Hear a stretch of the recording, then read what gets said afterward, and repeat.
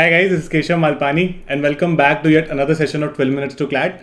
Today we're going to discuss about a very important constitutional amendment bill that has been recently floated in the parliament, which is the 127th constitutional amendment bill. So before understanding the contents of the bill, it's very important to understand as to why has this bill been introduced at all. ठीक है, parliament में इसको क्यों introduce करा गया है, क्या confusion clear करने के लिए इसको इंट्रोड्यूस करा गया है, that is something very important to understand. और वो समझने के लिए हमें थोड़ा सा हिस्ट्री ट्रेस करना पड़ेगा. So the story begins in 1979 when the then Prime Minister Morarji Desai constituted a commission called the Mandal Commission under BP Mandal. Okay, this Mandal Commission was entrusted with the task to look into the reservation provisions in India. तो तब तक क्या होता था, the reservation was only provided to the people from the SC and ST community, scheduled caste और scheduled tribes के लोगों को मिलता था. मंडल कमिटी ने पहली बार रिकमेंड किया था that the third community or I would say third section called the other backward castes or OBC shall also be included in this because OBC constituted 52% of the Indian population at that time. तो ऐसा बोला गया कि OBC को भी include करना चाहिए इसमें. Now major breakthrough happened in the Indira Sawhney judgment, a 9-judge bench Supreme Court judgment in 1993, which is a landmark judgment on reservation in India. तो इंदिरा सोनी ने सबसे इंपॉर्टेंट बात ये बोली थी कि रिजर्वेशन का कैप, जितना आप मैक्सिमम रिजर्वेशन दे सकते हो, दैट कैन नॉट एक्सीड 50%. उसके अलावा एक इंपॉर्टेंट ऑब्जर्वेशन था, the Supreme Court asked all the governments including the central government, the state governments, the governments of the union territories to basically formulate some kind of a permanent body. ठीक है, एक permanent body बनाओ जिससे आप properly list बना सकते हो as to what are the people who are included in the category called SEBC. अगर आपने आर्टिकल 15-16 देखा है हमारे कॉन्स्टिट्यूशन का, it talks about category called socially and educationally backward classes, जिनको भी हम रिजर्वेशन दे सकते हैं.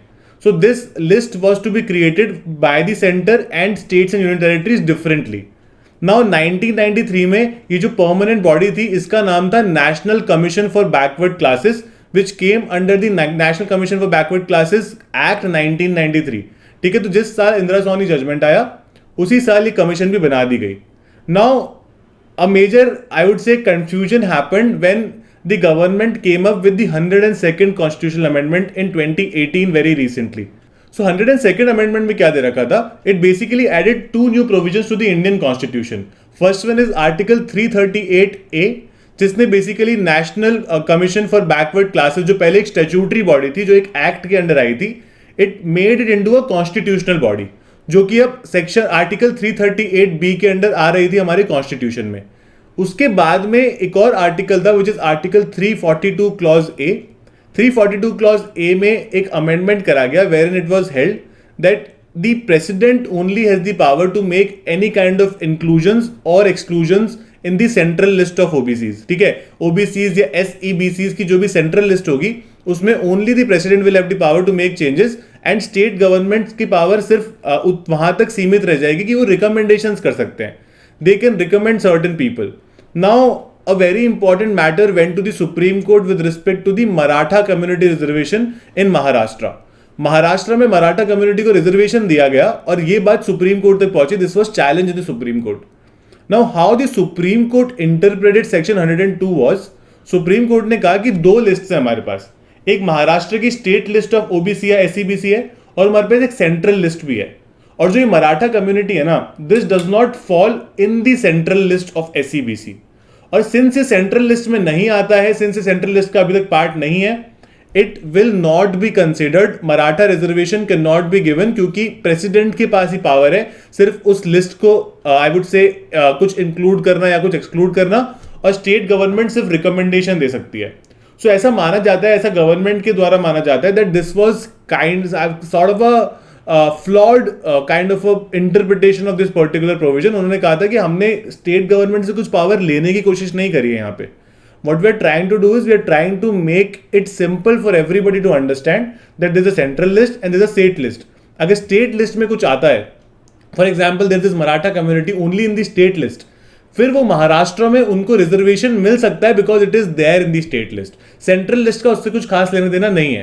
ठीक है, तो अगर हम सिर्फ सेंट्रल लिस्ट को कंसिडर करने लग जाएंगे, सो approximately 671 OBC communities across India will not get reservation जो अभी उनको मिल रहा है. So that will be slightly problematic, right? तो इसीलिए यहाँ पर आपको समझाने के लिए I can give you a very simple example again. For example say you apply for an NLU. आप कोई भी एनएलयू के लिए अप्लाई करते हो जो पर्टिकुलर स्टेट में स्टेट के ओबीसीज को रिजर्वेशन देता है, right. Let's take the example of RML NLU Lucknow. ठीक है, वहां पर UP's OBC category candidates get reservation there. ठीक है, अगर वो रिजर्वेशन जो ओबीसी के कैटेगरी के लोग हैं और अगर वो सेंट्रल गवर्नमेंट की लिस्ट में नहीं आया तो भी वो वहां के लोगों को मिलेगा. अगर वो स्टेट गवर्नमेंट में पर्टिकुलर कोई कम्युनिटी यूपी गवर्नमेंट के अंडर उस लिस्ट में ओबीसी कैटेगराइज्ड है तो उनको मिलेगा despite their name not being there in the central list. ठीक है, इसीलिए इस सुप्रीम कोर्ट की गलत इंटरप्रिटेशन को आई वुड से काइंड ऑफ हटाने के लिए और उसको थोड़ा ज्यादा क्लैरिफाई करने के लिए 127th अमेंडमेंट बिल लाया गया है, जो आर्टिकल 342A जो 2018 में 102nd अमेंडमेंट से ऐड हुआ था उसमें चेंजेस लाएगा. So what changes is gonna bring, it is clearly said कि सेंटर अपनी लिस्ट बना सकता है, स्टेट और यूनियन टेरिटरीज अपनी लिस्ट बना सकते हैं. ठीक है, और सिर्फ स्टेट के पास पावर होगी, है ना, कि वो अपनी खुद की लिस्ट से वहां पर अपने पर्टिकुलर स्टेट में रिजर्वेशन दे सके as long as the limit does not breach the Indira Sawhney judgement वाली limit which is 50%. But Maratha वाले जजमेंट में लिमिट 50% से काफी एक्सीड हो गई थी, तो that was another point for it to be scrapped. ठीक है, वो स्क्रैप करने का एक और पॉइंट था. But now it has been clarified कि स्टेट अपनी लिस्ट बना सकता है. स्टेट इनफैक्ट सेंट्रल लिस्ट में जो प्रेसिडेंट फाइनली रेटिफाई करेंगे उनको रिकमेंडेशन भी दे सकता है that certain community should be added to that list as well. So agar this constitutional amendment, if the 127th constitutional amendment is passed by both the houses of the parliament as well as by the president, this is going to become the 105th constitutional amendment act. Basically हमारे constitution में 105th constitutional amendment हो जाएगा. So guys, this is it with respect to this session. I think a lot of you would know that I've been teaching on Unacademy as well.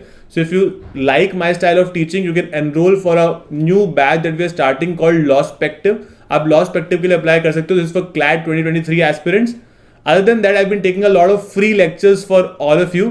ठीक है, ये free lectures काफी ज्यादा important रहेंगे with respect to your current affairs preparation every day at 9:15 PM. ठीक है, this is called the current affairs championship series. आपको अगर लॉस्पेक्टिव के लिए सब्सक्रिप्शन लेना, you can use my code Malpani and get a 10% off as well. So guys, thank you so much for listening to us. If you like our sessions, please subscribe to our channel, press the bell icon so don't miss any updates from us. Keep liking us and keep following us like this. Thank you so much.